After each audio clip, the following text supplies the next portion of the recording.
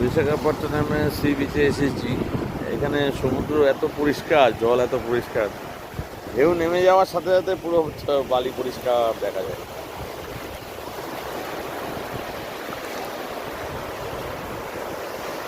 দাদা তোমার ভালো লেগেছে? পেছনে চলো, পেছনে চলো, ভিজিয়ে দিবে, ভিজিয়ে দিবে। হ্যাঁ, ঢেউ নেমে গেছে, জল পরিষ্কার।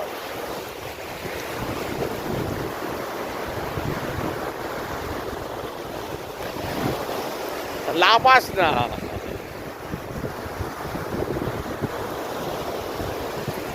ওদিকে পাথর আছে, এদিকে আসো, এদিকটা আসো। ও দেখ কত স্রোত।